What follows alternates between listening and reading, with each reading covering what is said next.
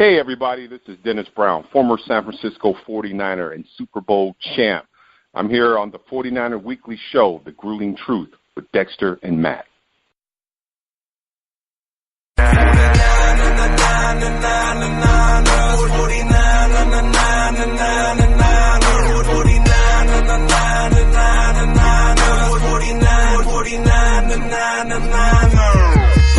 Welcome, everybody, to another edition of the 49ers Weekly Show on the Grueling Truth Radio Network. I'm your host, Matt Andruscavage, and I'd like to welcome in my co-host, former 49ers running back and Super Bowl 29 champion, Dexter Carter. Hey, Matt, it's great to be back together, man. Coming out the summer here and got in camp where it is and having the chance to watch the first preseason game.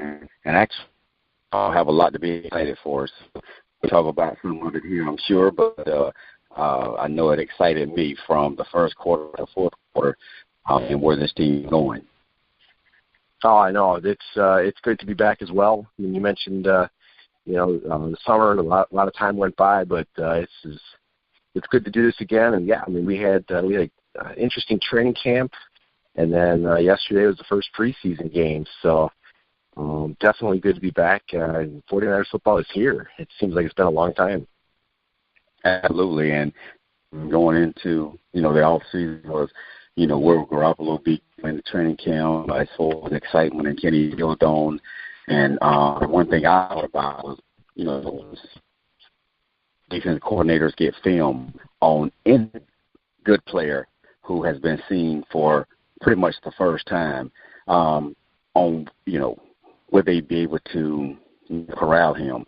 Well, I personally thought then, as I do now, that I think the young man is well developed, and I think, as well as defensive coordinators are getting more accustomed to him. He's getting more accustomed to his environment, his surroundings, and his ability to work with Kyle Shanahan and offensive coaches to also dissect defenses. So I'm excited on how he's going to build and what I saw the short bit of time that he was in last week. The receivers core, as we talk about, I thought they showed great promise and depth. So this team got a lot of things to be excited about. Oh, definitely. Jimmy Garoppolo, just in the little bit of playing time that he had, he throws off his back foot so well, especially on third down. It's just so good to see stability at the quarterback position. You can see the direction that this team is headed. I think there is a lot of depth, and we're not talking about a championship team yet, but boy, it sure looks like the team is heading in the right direction. And what a contrast since we started doing the show 3 years ago. Absolutely. Hey, and one point I want to hit on Garoppolo is, one, because when you're teaching football, there's a foundation and method in which you coach. And Garoppolo, just to show you how good he is, and you hit on it, you don't teach a young quarterback to throw off his back leg. Now, there may be times he had to do it, but it is not part of your core training. But Garoppolo is so good. Brett Favre did it, quite a bit, if I recall. But Garoppolo, he has that kind of arm talent that he can do that, and that means that he can throw receivers open rather than getting in a posture position to set up and throw the way you're taught to throw. He can throw in, normal quarterback setup, and he can throw, in different awkward positions off his back leg. And that's why he can find those holes and get the ball to those receivers. So a lot of receivers are getting thrown open because of that. So it's going to be a big year. I don't think there's going to be a fall back on the progress that they made at the end of last season. I totally agree with that. The comparisons to Brett Favre are interesting. I think the arm strength, I've heard that now a couple times. He just has really good arm strength and just able to do so many different things. Hopefully, he won't have all the interceptions, but I think maybe he can take some of those good qualities that Favre had. He's got the ability to just make some awkward throws and do well. And we saw him. I think one of the plays that stood out to me in the game last night was on a third down. after a couple of overthrows, he had a linebacker just coming in clean on him, and he just stood in the pocket and was able to deliver the ball for an 18-yard gain to Marquise Goodwin, and it just looked so fluid and so easy. And that's what good quarterbacks do. They make it look easy, even though we know it's not anything but easy. He sees the field so well, and that's something to be encouraged about. Yeah, we're not getting the long look at him. In practice, I'm sure they're getting real good looks, but it's going to be great to see towards the next to the last preseason game, and the one before that when they will really probably be in there, at least a half, if not 3 quarters, and really get to gel together as a unit and find out who those top 4 receivers are going to be, 4 or 5, and really have them run the whole 3 quarters. It's going to be exciting. And then to throw in the maturity of that running game, because I think Kyle Shanahan, you could see the way he was calling plays last night. He calls plays for success. And so offense is going to be clicking. I just don't think Kyle Shanahan is going to get to a point now where he's got a quality quarterback the way he does and a development of the receiving core the way that he does and 2 running backs that I think really, again, can mirror what Cal had at Atlanta. I think it's going to be incredible and exciting, and, Cal Shanahan's going to get the job done. Yeah, I think that's what's really encouraging about this offense, and we're going to dive into the preseason game in a little bit. Sometimes you have problems at different positions. Sometimes things don't go as you plan, but that scheme is so good that it can make up for a few things here and there. And so I love the fact that they have a reliable scheme that they can build around. It's something that's had success everywhere he's been. And so, now that they have this quarterback, they can load this team up with talent to just fit the scheme, and it's something to watch. So, as we dive in right here to the preseason game last night, it was on pretty late.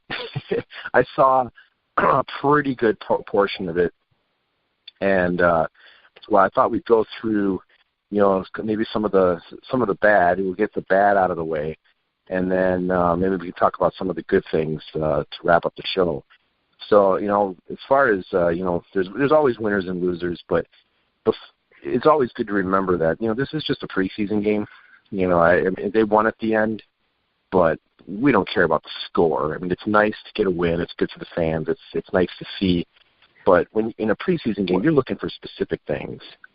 Matt, I'm gonna interject right there, Matt. Because me and you, we're like brothers from another mother.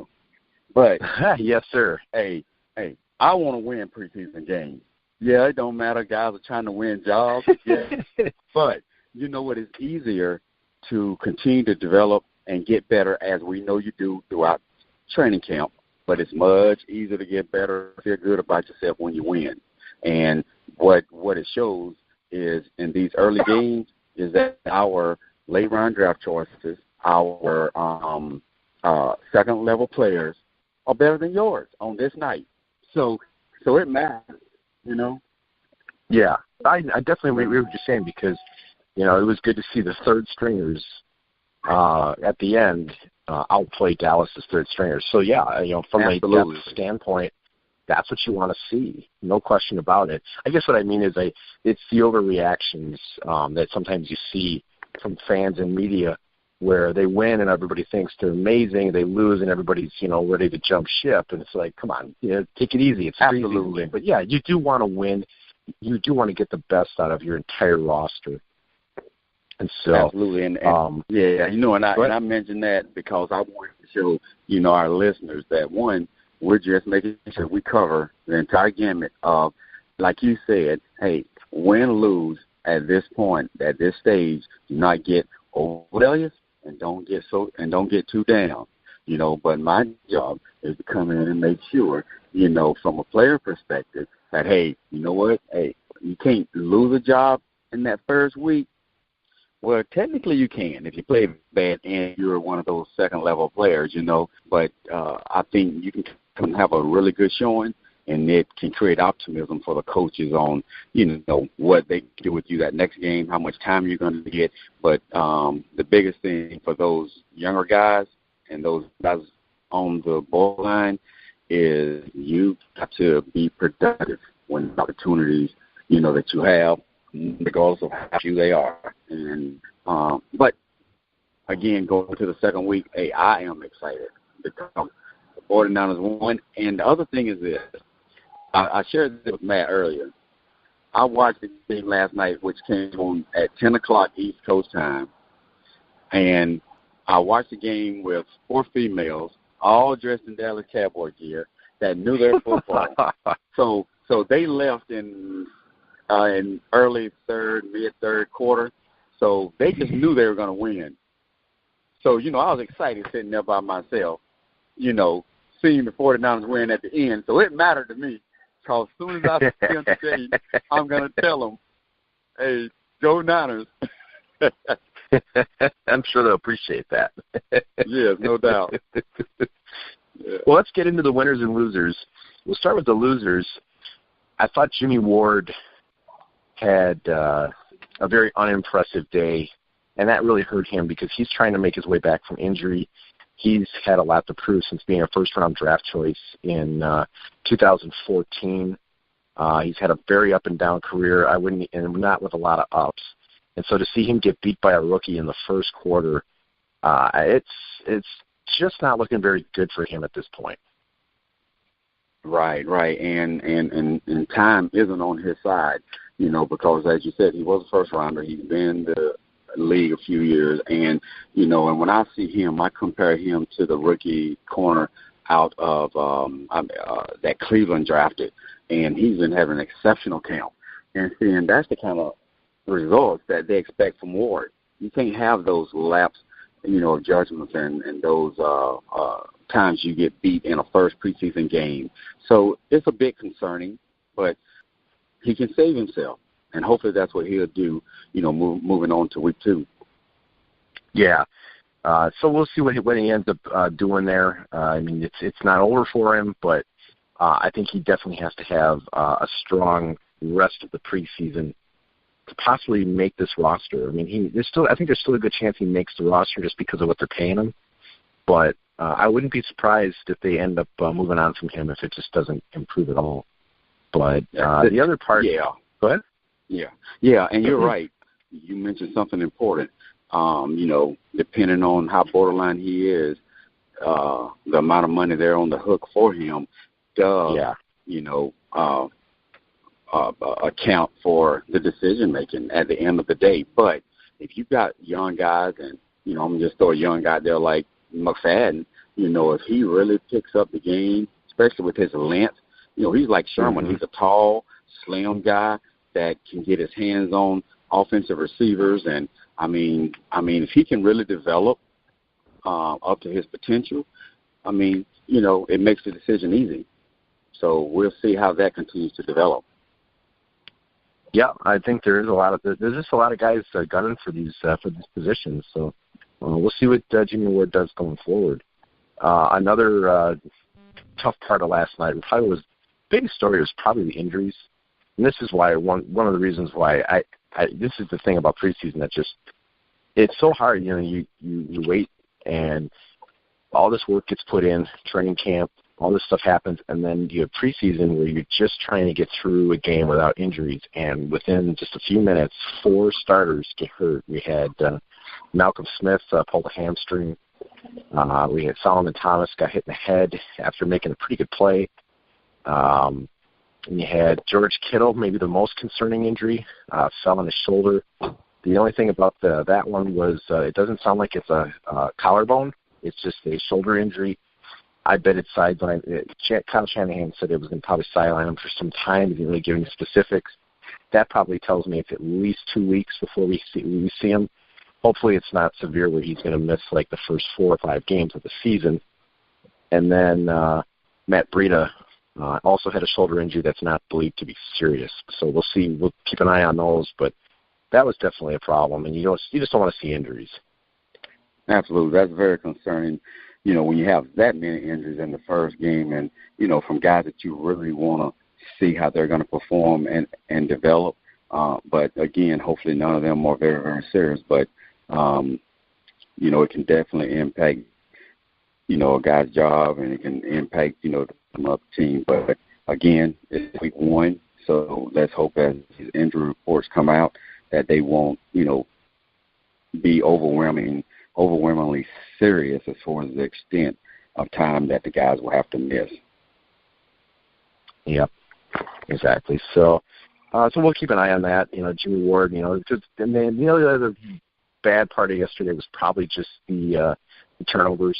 Raheem Mostert, who ended up running pretty well. He did fumble. Nobody wants to see that. There were a couple tipped interceptions.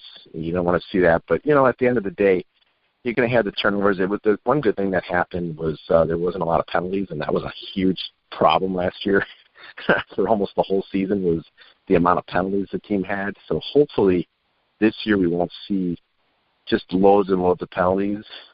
We did see a clean hit by our defensive back, but because he had to lower his head to hit with his shoulder. He didn't hit with his head. He hit with the shoulder. They called him for leading with his head. It's like I don't even know what defensive players are supposed to do anymore. But that would be it for me for the losers and the bad part. Yeah.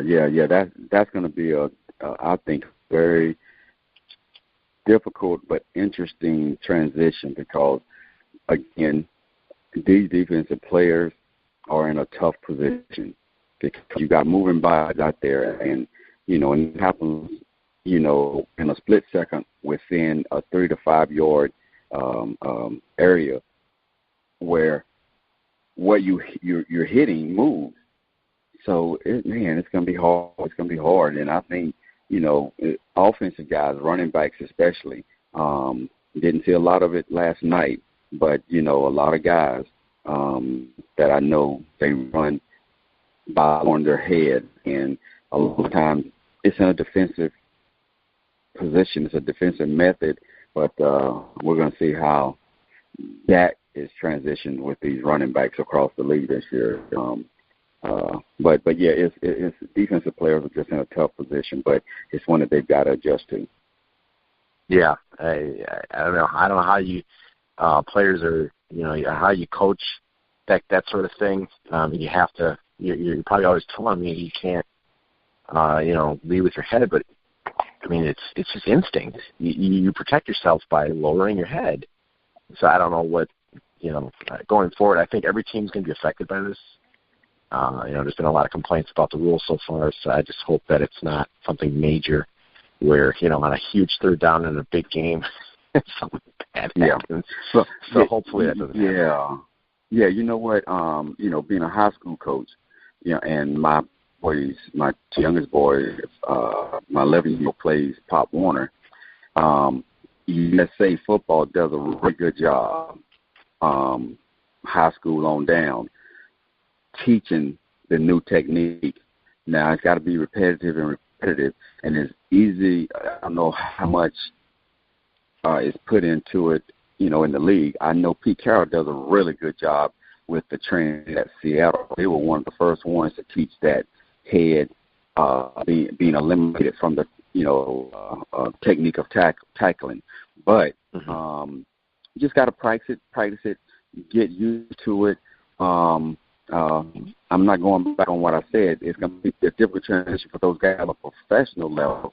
But one thing that helps, and I don't know if they do it in practice or what, but we have this big donut, and you've probably seen it. And we take in, it's a tackling drill. We roll it as if it's a moving target, and to make sure that the players keep their head on the upfield area of the defender. And the angle constantly changes as he's running, and he's tackling that donut as it moves down the field. And it's easy to tell, whether they're hitting with their head, they're hitting in the middle of the player, or they're behind the player. So, it really helps in a number of different areas, but it helps on the, lower levels of football, high school, and Pop Warner. Well, and as a coach, you said, this is just something that every team in the league is going to have to work at. Every defender is going to have to practice this so much to train themselves to not lower that head. And so, yeah, I mean, I'm sure there's lots of ways that gets done, but in the heat of the moment, when the game's moving so fast, it's just, to me, the rule is it's so unfair for defenders, but I also understand that they're trying to keep the game safe. It's one of those catch-22s. We want a safe game, but we also want a violent game. And you know, one thing they don't mention very much, and this is the exact reason, and from this perspective, the wrong method to tackle, and it did put the defender in a difficult position. He just freaking lowered his hands, didn't have to, and the worst case scenario happened. Although from Pittsburgh last year, that is the ideal method on why you teach it differently now and keep the head out of it, because he didn't have to. Right. But he put his head down, and the one gets hurt is the person hitting. So that's what they're trying to get out than anything, because split of a second, you know, we all saw it. I don't have to repeat it, but that's why I support, you know, no matter how difficult it is for the defenders to change, and it is difficult, but there's 7% of those hits that don't have to happen that way. So, so hopefully we won't see any injuries from that perspective this year. Right. I mean, at the end of the day, it's a game, and we certainly want every player to be safe. We certainly don't want to see another Ryan Shazier, or just what happens to so many players with just multiple concussions, and like you said, from unnecessary hits. So, you know, changing the rules does seem to be the only way to try to curtail some of this stuff. So, yeah, I mean, no question about it. Nobody wants to see it's not good for anybody for players to have the kind of injuries that not only prevent them from playing, but also hurt them on later in their life. Right. Well, we're going to try to end the podcast on a nice high note. Let's talk about some of the winners and some of the good things that we saw yesterday. It looks like early on in the game, I saw a couple of really good plays from both Reuben Foster and DeForest Buckner, and then I was like, all right, let's take them out now. Trying to get to the injuries. Buckner had a sack, and I thought Reuben Foster had some really good pass coverage. That was good to see. Yeah, and really it was things that we expected, and we're excited that we saw what we expected. You know, Foster, we know he's a big dog. He's a big deal. He's a difference maker.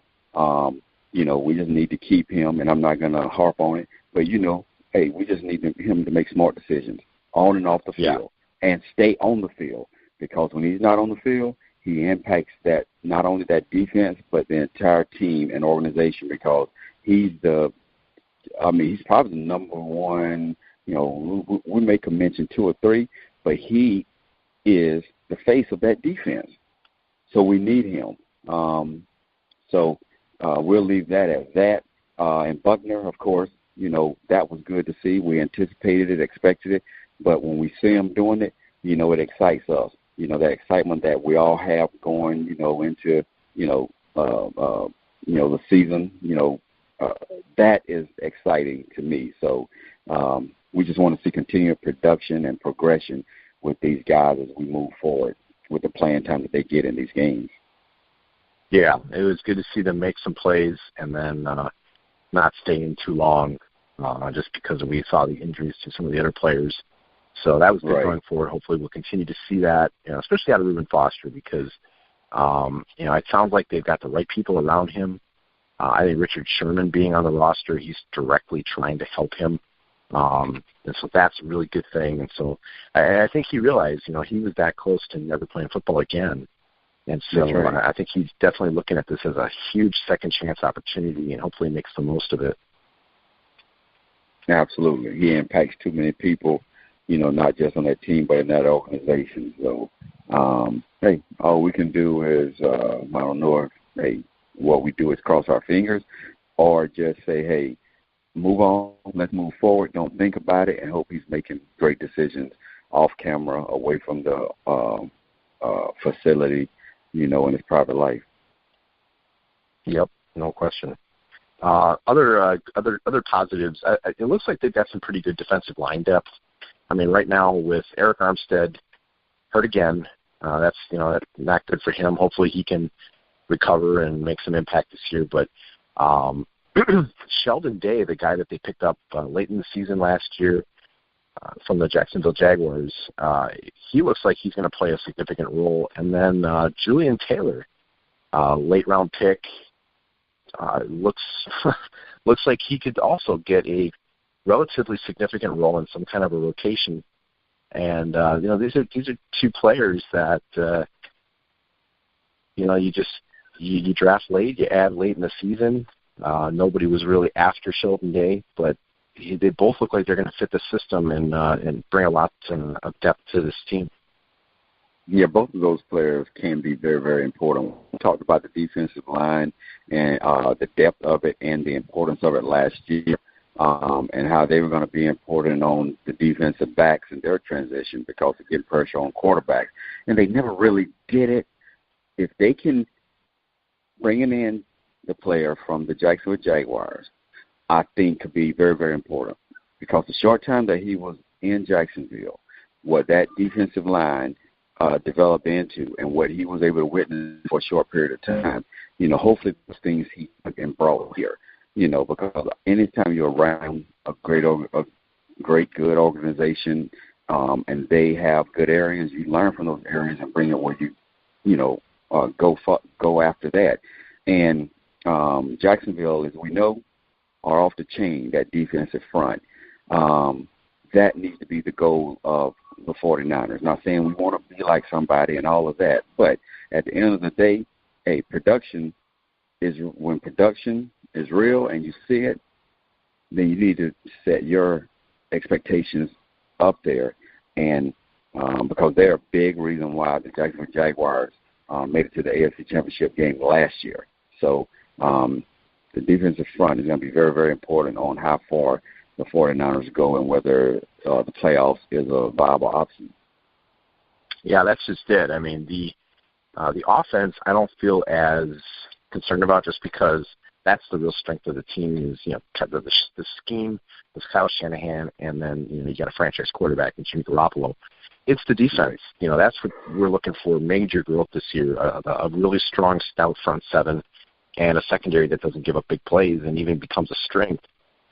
So that's what they're definitely trying to develop. I see a lot of depth on this team.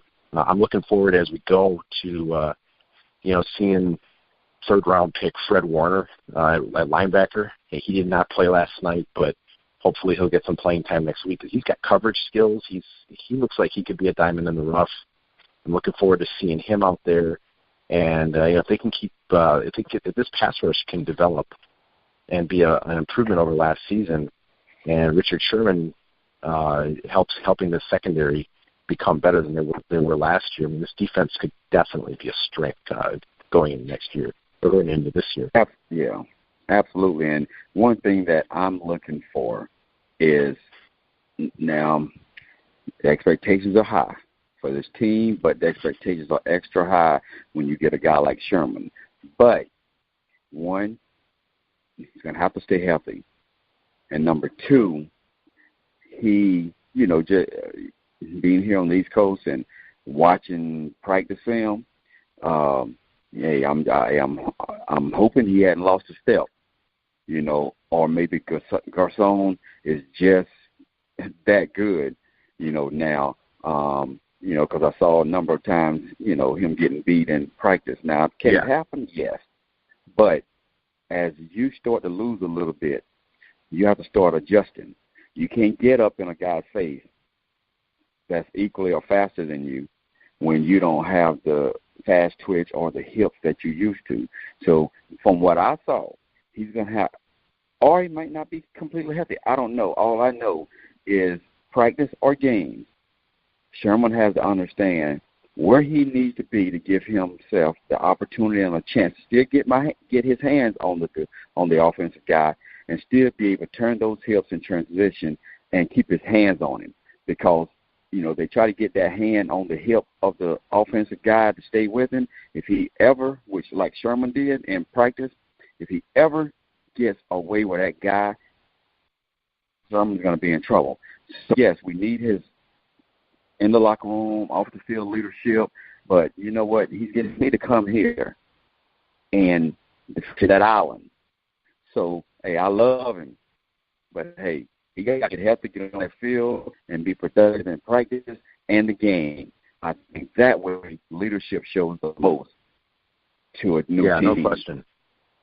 There was a couple times in training camp where, first with Marquise Goodwin, the fastest player in the league, and he just destroyed him. I guess one of the things about those videos that I saw with both Garcon and with Goodwin is those were different defensive looks than that they would normally play. There was no bumping at the line. They didn't have safety help over the top. So it's one of those things where, I heard Jimmy Garoppolo talk about, how they, and Kyle Shanahan also, how they tried different things in practice and stuff like that they wouldn't normally do. But, it was also Sherman's, he was pretty early. That was like some of his first action. So some of that stuff we can let go, but the overall, what you were saying is true. It just can't be a pattern. Now we got to see when he comes back and how he's going to be in practice and in preseason. Yeah, and it can't be a pattern, and it hadn't been a pattern to really worry. But you only have so many hours, right, in a practice. Why are you going to run something? To me, that makes no sense. Put the defender in the position that he's going to play, in a game. If you're not going to put him up on a guy, then don't do it. Although it doesn't matter what I see on social media, what I see on video on the news. Hey, I'm looking for that to happen. Not multiple times, maybe once. You know what I'm saying? So I'm the coach. Yeah. If I'm a coach, I'm not going to call defensive coverage where I know Sherman is going to have a very difficult time, with these guys. But not only that, but it's something that we don't normally run. We're not going to run it. Well, then run it. That's just my opinion. If you're not going to run it, don't run it. Right. I know that they were, Sherman I did see an interception off Garoppolo when they were doing more of what they normally do with, press and bumping and stuff like that. But yeah, I kind of felt the same way when I saw Sherman on an island against the fastest player in the league with no help over the top, and he didn't jam him at the line. I'm like, what? Why are they doing this? It made him look old. Right, and that's what everybody said. Yeah. It's like, well, yeah, I guess he's no good. And well, that's how he reacts to it. But on the other hand, why do that to him? Absolutely. I'm sure Sherman, he had to say something. He's too smart. Been in the league too long. He's a veteran. I guarantee you he said something, because no matter who you are, how many years you've been in the league, if they call a defense, you got to run it. It is what it is. So, right. But they don't need to do that anymore. That didn't look good. No. So hopefully we won't see that anymore. So we'll see when he comes back, because I think he will probably return to practice. Hopefully this week. He had a it sounds like not a very significant injury, just a minor something with his hamstring. So hopefully that's not lingering. So we'll see if he comes back. I think the rest of the winners this week, I want to say just a real quick blurb about the running backs. It was good to see Joe Williams out there. He's a guy who's trying to get back from last year because he got put on IR. He didn't have a major injury last year, but there was just really no room for him on the roster. Coach Shanahan thought he wasn't really ready last year. This year, he looked better in camp, but still, he still faces an uphill climb. But it was good to see him out there yesterday, and he did score. He did not fumble the ball. So overall, a decent day for him. And then Raheem Mostert, Good guy on special teams, one of the 2 or 3 best guys that they have on special teams, and then he carried the ball pretty well. Did have one fumble, didn't like to see that, but I thought he was the best looking running back of the day yesterday. Yeah, and of course the guys who will be in there, you didn't see very much time from them.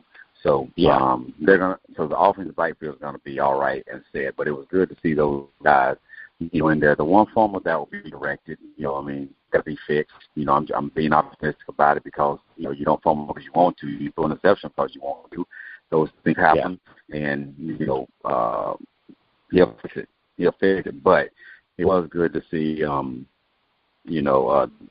get back from last year, and it's good to see them keep Joe on the roster because the potential is there. So hopefully he'll progress more this year and maybe find a spot on the roster. Yeah.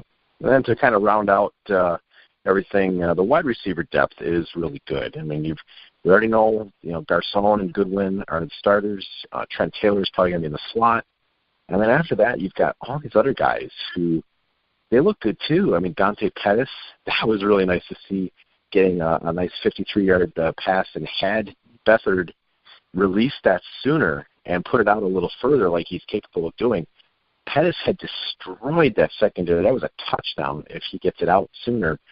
So that was really nice to see. And then the other guys I want to mention are Victor Bolden, another strong preseason like last year. That's what helped him make the team last year. Kendrick Bourne, who made the team last year, undrafted free agent, I think he makes the team and has a significant role. And then a surprise, Richie James, 7th-round pick. They lined him up at kick returner because, if you're going to be the 6th or 7th receiver, you probably got to play special teams too. But he had some really nice catches, and including the game-winning touchdown. Absolutely. The receiver core probably was, as the most productive last night and showed great prom. So I'm looking forward to only continue to get better because, one, I didn't know what to expect in this first game. I knew about our starters, but you're right, the depth of this unit right now, they probably are, the most exciting unit at this point because of so many guys that showed great potential and productivity last night. So I hope that they continue to do that because, one, yes, we want to run the ball, but, hey, we're going to be slinging it.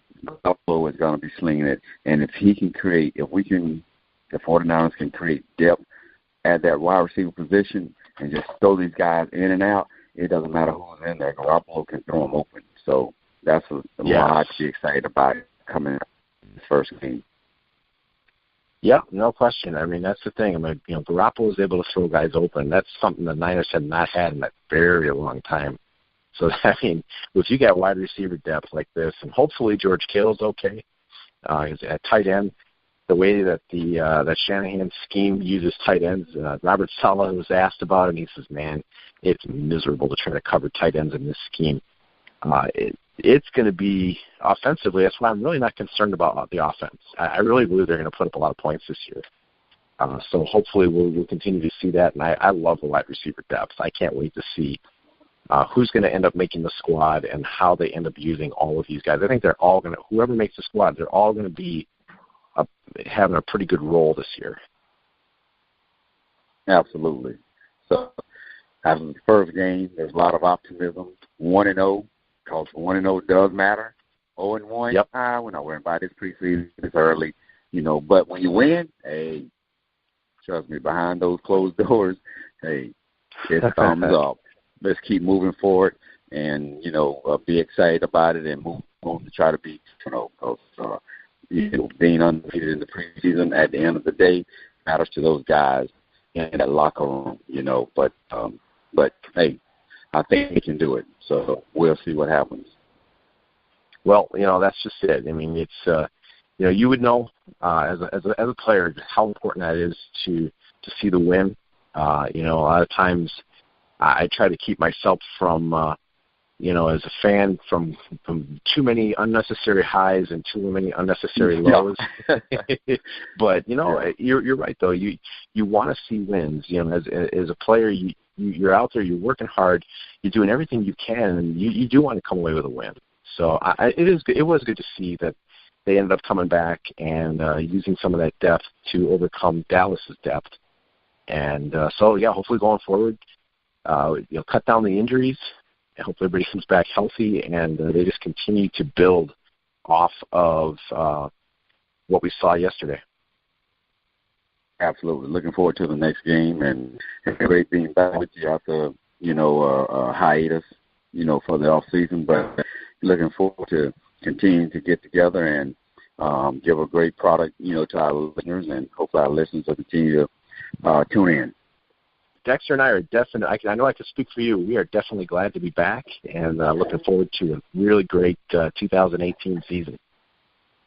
Absolutely. Everybody enjoy this here next preseason game and keep cheering the 49ers on. Definitely. So, well, everybody, we're gonna sign off for today. Please go out to the thegruelingtruth.net. I had my training camp review, the Dallas preview, and we'll be posting this up there today. And we'll be previewing the next game. So I'm Matt Andruscavage. You've been listening to the 49ers Weekly Show on the Grueling Truth Radio Network, where the legends speak.